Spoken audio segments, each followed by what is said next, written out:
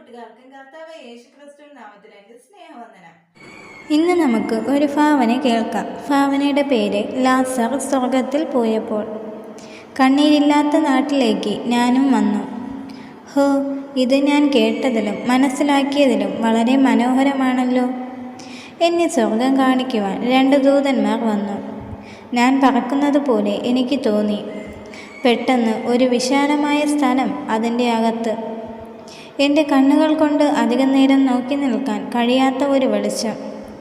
ഞാൻ അപ്പോൾ ദൂതനോട് ചോദിച്ചു, ഇത് എന്താ ഭയങ്കര വെളിച്ചം? ഇത് വെളിച്ചമല്ല, തേജോമയനായ കർത്താവ് നിന്നെ നോക്കുന്നതാണ്. ഞാൻ ആ കണ്ണുകളിലേക്ക് ഒന്ന് നോക്കിയപ്പോൾ, ഹോ, എന്ത് സ്നേഹം നിറഞ്ഞതാണ്!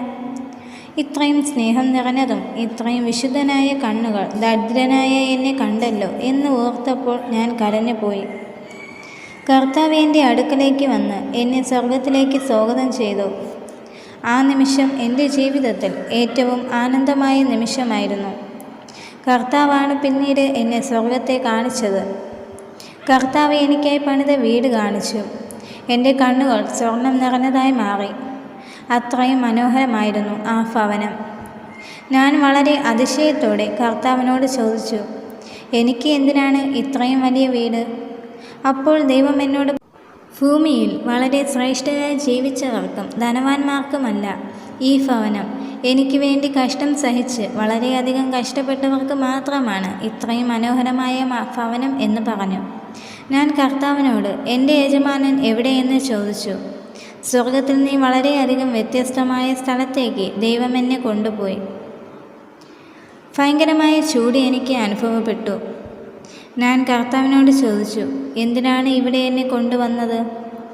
അപ്പോൾ ദൈവം എൻ്റെ യജമാനനെ കാണിച്ചു തന്നു. ഞാൻ വളരെയധികം ഭയപ്പെട്ട് കർത്താവിനോട് ചോദിച്ചു, ഇത്രയും ധനവും സമ്പത്തുമുള്ള വ്യക്തിക്ക് ഇതാണോ സ്വർഗത്തിലെ വാസസ്ഥലം? അപ്പോൾ സ്നേഹവാനായ കർത്താവ് എന്നോട് പറഞ്ഞു, മകനെ, ധനവാനും സ്വർഗരാജ്യം കൊടുക്കും.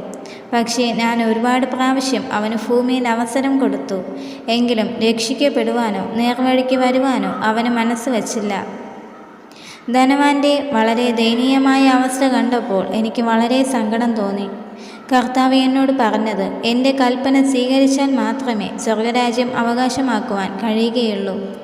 ഞാൻ ഉടൻ തന്നെ കർത്താവിൻ്റെ കാൽക്കൽ വീഴുന്നിട്ട് കർത്താവിനോട് പറഞ്ഞു, ഒന്നുമില്ലാത്ത എനിക്ക് ഈ രക്ഷ തന്നുവല്ലോ എന്ന് പറഞ്ഞ് വളരെ കരഞ്ഞു.